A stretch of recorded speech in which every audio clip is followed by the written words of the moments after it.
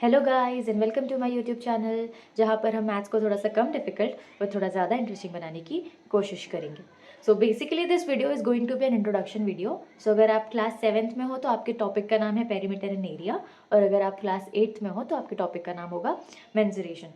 इसमें हम सारे फॉर्मूलाज को डिराइव कैसे करना है, that is area of certain shapes and perimeter of certain shapes, ये कैसे डिराइव करना है वो सीखने वाले हैं। ओके, सो सबसे पहले जो एग्जाम्पल है that is of rectangle. So let us say that this is a rectangular piece of land जिसका लेंथ है 5 सेंटीमीटर और ब्रेड्थ है 4 सेंटीमीटर। तो हमें सबसे पहले हमें इस लैंड के बारे में बोला गया है कि we are suppose to fence this piece of land and also हम लोग को टाइल्स जो है इस एरिया में डालना है। ठीक है, तो हमें फेंसिंग करना है और टाइल्स लगाना है। सबसे पहले फेंसिंग की बात करते हैं। अगर कोई भी पीस ऑफ लैंड पे अगर हमें फेंसिंग करना है तो ऑब्वियस सी बात है हम उसकी बाउंड्रीज पे करेंगे। तो ये जो बाउंड्री है हम इसके ऊपर क्या करेंगे, उसकी फेंसिंग करेंगे। ठीक है, तो पेरीमीटर जो है, पेरीमीटर ऑफ रेक्टेंगल या पेरीमीटर कोई भी चीज़ का अगर हम निकाल रहे हैं तो पेरीमीटर का क्या मतलब है, उसकी बाउंड्री। पेरीमीटर का ही क्या मतलब है, बाउंड्री। तो अगर इस शेप में हमें कहा गया है रेक्टेंगल की अगर हम बात करें तो हमें कहा है पेरीमीटर निकालने के लिए, क्योंकि हमें उसकी फेंसिंग करनी है। तो हम क्या करेंगे, ये रहा लेंथ, तो ये सामने वाला भी होगा length, this is breadth and this is also breadth of a rectangle. Okay, so basically to find out the perimeter हम क्या करेंगे, ये लेंथ एंड ब्रेड्थ इसको प्लस कर लेंगे। तो ये हो जाएगा L plus B, L plus B. Okay, now L plus L हो गया 2L और बी प्लस बी हो गया 2B। तो इसी तरीके से ये 2 जो है वो कॉमन आ जाएगा बाहर और अंदर रह जाएगा L प्लस बी। सो इसलिए पेरीमीटर ऑफ रेक्टेंगल का फॉर्मूला क्या बन जाता है, 2 इंटू एल प्लस बी। तो अभी हमने जो रेक्टेंगल में लेंथ और ब्रेड्थ लिया था वो हम इसमें पुट अप करेंगे उसकी वैल्यूज। तो 2 तो एज इट इज रहेगा, एल की जगह पे आएगा 5 एंड ब्रेड्थ की जगह पे आ जाएगा 4। So this becomes 2 and 5 plus 4 is 9। So 2 into 9 is equal to 18 centimetre.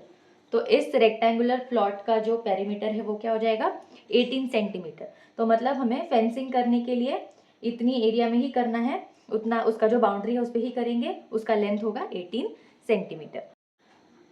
तो okay, now we have talked about fencing. अभी हम टाइल्स की बात करते हैं। अगर हमें इसी एरिया में टाइल्स को लेआउट करना है तो उसके लिए हमें क्या करना पड़ेगा, ये जो लेंथ गिवन है और ये ब्रेड्थ गिवन है, तो हमें ये पूरी एरिया जो है इसका इनसाइड एरिया, यहाँ पे हमें क्या करना है, टाइल्स को लेआउट करना है। यहाँ पे लेट्स से ये पूरा जो है ये टाइल्स से फिल्ड अप है। ओके, तो ये टाइल्स कितना स्पेस कवर करेगी, कितना वहां पे आएगा, उसके लिए हमें क्या फाइंड आउट करना पड़ता है, उसका एरिया फाइंड आउट करना पड़ता है।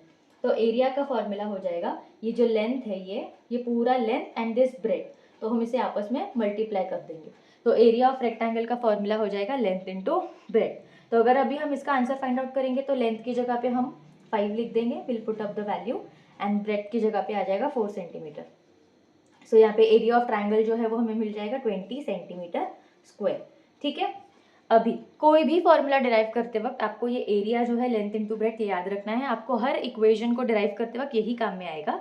वो कैसे होगा वो मैं आपको बताती हूँ, बट आपको area of rectangle is equal to length into breadth ये हमेशा याद रखना है।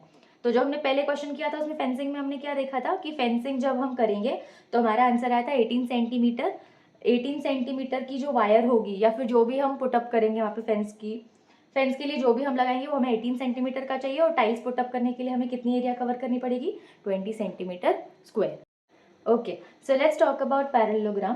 पैरेललोग्राम का क्या मतलब है कि उसके जो दो ऑपोजिट साइड्स होते हैं, ये ऑपोजिट ये वाले और ये दोनों, ये एक दूसरे से इक्वल एंड पैरेलल होते हैं। ठीक है, तो जैसे कि मैंने आपको कहा था एरिया ऑफ रेक्टेंगल जब हमने निकाला था, ठीक है, तो एरिया ऑफ रेक्टेंगल का फॉर्मूला था लेंथ इंटू ब्रेड्थ। तो लेंथ ये वाला साइड था और यहाँ पे क्या था, ब्रेड था। ठीक है, अभी ये जो लेंथ है, ये वाली लेंथ, उसे हम बेस भी कह सकते हैं पेरीमीटर का, क्योंकि देखो ये एक पेरीमीटर का ये क्या है, ये बेस है, और इसकी जो लाइंस रहती है ना वो स्लैंटिंग रहती है। तो स्लैंटिंग लाइन का तो हम एरिया नहीं निकाल पाएंगे, इसलिए हम क्या करते हैं, ये वाले एजेस से उसकी हाइट को बना लेंगे, हाइट निकाल देंगे। तो जैसे कि स्ट्रेट लाइन जो है उसकी हाइट बन गई। सो दिस इज उसका बेस पैरेललोग्राम का and this is the height.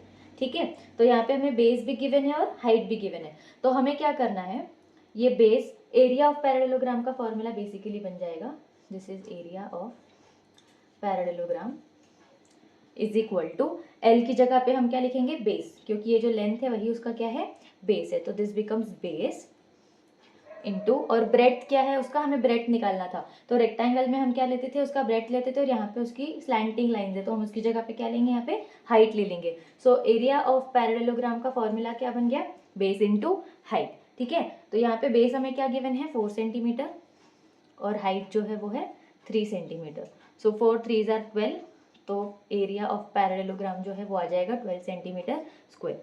So basically आपको ये फॉर्मूला लर्न करना है, area of parallelogram is base into height.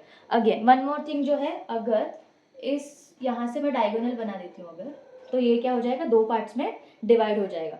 तो अगर ये 2 पार्ट्स में डिवाइड है, और अगर ये जो है ये ट्रायंगल 1 बन गया और ये ट्रायंगल 2 बन गया, ठीक है, और अभी मुझे कहा गया है कि मुझे ट्रायंगल 1 का एरिया निकालना है। तो बेसिकली जब मैंने डायगोनल यहाँ पे ड्रॉ किया था तो मैंने दोनों इसको हाफ हाफ पार्ट में डिवाइड कर दिया। ठीक है, तो क्या मैं कह सकती हूँ कि एरिया ऑफ ट्रायंगल जो है, area of triangle is equal to, पूरे का एरिया क्या आया था, 12 आया था, और मैंने उसको क्या कर दिया है, 2 पार्ट्स में डिवाइड कर दिया। तो क्या हम कह सकते हैं कि area of triangle 6 centimetre square आया है ना, क्योंकि ये पूरे का एरिया क्या था, 12 सेंटीमीटर था, तो हाफ का आंसर क्या आ जाएगा, 6 सेंटीमीटर। इसी तरीके से एरिया ऑफ ट्रायंगल जो है, एरिया ऑफ ट्रायंगल, इसका फॉर्मूला क्या बन जाएगा, पैरेललोग्राम का क्या था, बेस इनटू हाइट, तो एरिया ऑफ ट्रायंगल का फॉर्मूला बन जाएगा हाफ इनटू बेस, फॉर्मूला क्या बन जाएगा, half into base into height, क्योंकि पूरे पैरेललोग्राम का एरिया जो है वो बेस इंटू हाइट होता है। तो जब हम डायगोनल ड्रॉ करके उसको 2 पार्ट्स में, इक्वल पार्ट्स में डिवाइड कर देंगे, तो एरिया ऑफ ट्रायंगल हो जाएगा half into base into height. Okay, so अभी हम इस एरिया ट्रायंगल का एरिया फाइंड आउट करते हैं। तो यहाँ पे जो इसका बेस है, this base is of 5 centimetre, और यहाँ से जो है इसका हाइट निकलेगा। ठीक है, तो ये हाइट को हम बोलते हैं, this height is of, height जो है वो सपोज 6 सेंटीमीटर का।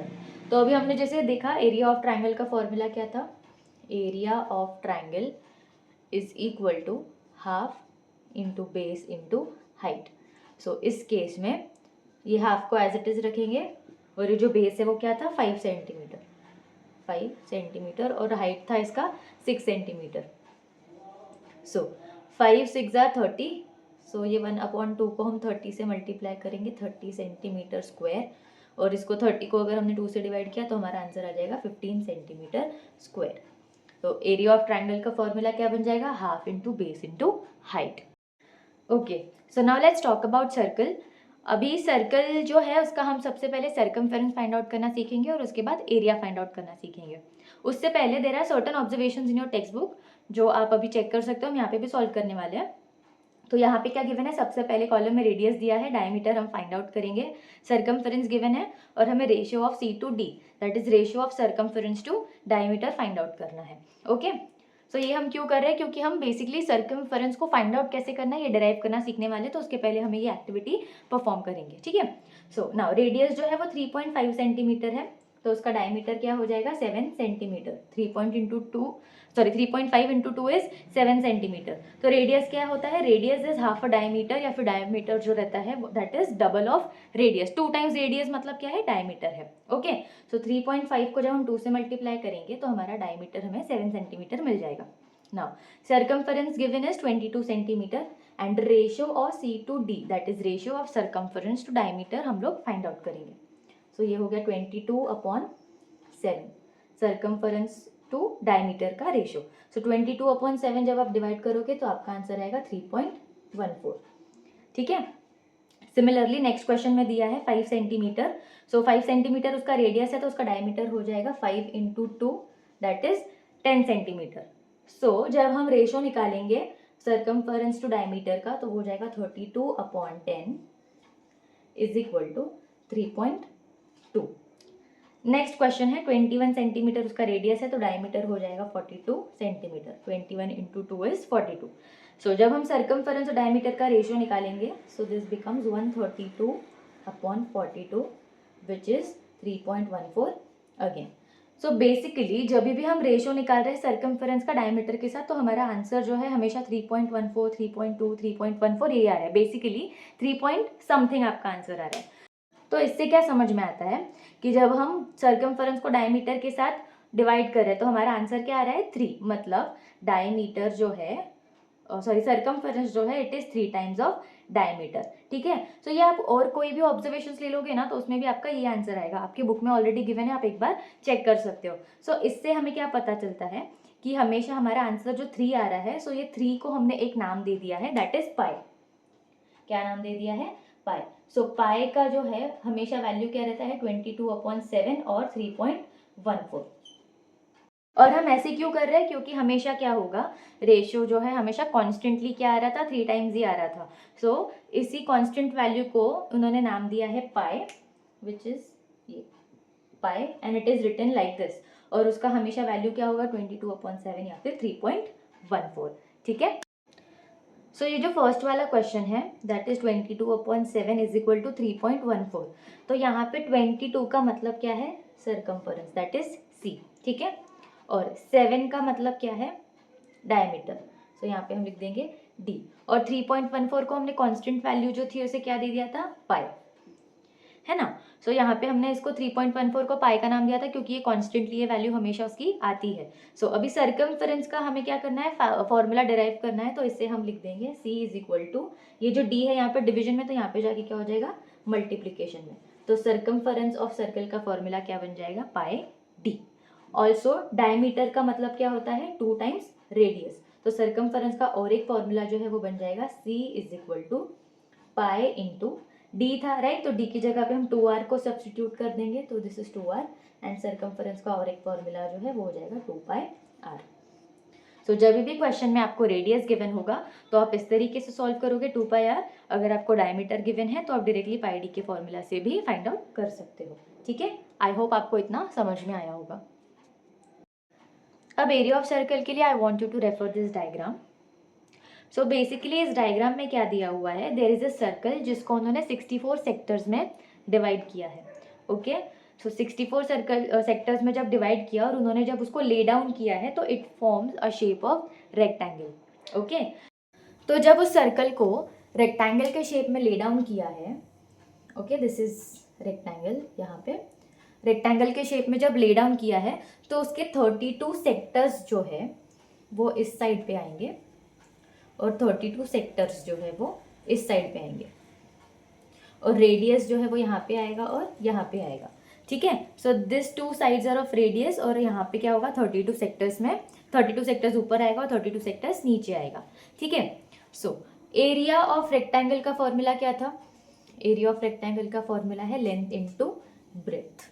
ठीक है, so now listen very carefully, this is very interesting. अगर आपको समझ में आ गया तो आपको कभी भी एरिया ऑफ सर्कल का फॉर्मूला लर्न करने में दिक्कत नहीं होगी। हम सिर्फ डेरिवेशन देख लेते हैं कि कैसे आता है। ठीक है, सो एरिया ऑफ रेक्टेंगल का फॉर्मूला है लेंथ इनटू ब्रेथ, और यहाँ पे जब 32 सेक्टर्स है तो जब हमने सर्कल जो था उसको 64 सेक्टर्स में जब डिवाइड किया था तो वो कंप्लीट सर्कमफेरेंस क्या था?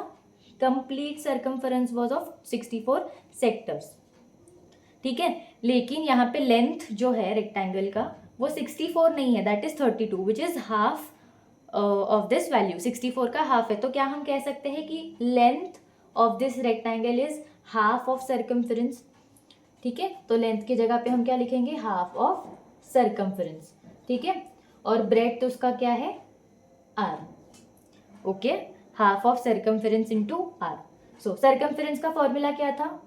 2πr, लेकिन यहाँ पे हम 2πr नहीं लेंगे, हम हाफ ऑफ 2πr लेंगे। सो this becomes half into 2πr into r। सो ये 2 and 2 गेट्स कट, और यहाँ पे हो जाएगा ये पाई r इंटू r। ठीक है, सो basically this becomes pi r square. So area of circle का फॉर्मूला क्या बन गया? पाई r स्क्वायर। अगर आप रेक्टेंगल का बेस लेके समझोगे that is length into breadth, और उसके बाद आप इस फॉर्मूला को डिराइव करोगे इस तरीके से, so it is very easy to learn and understand. आप आई होप आपको ये समझ में आया होगा।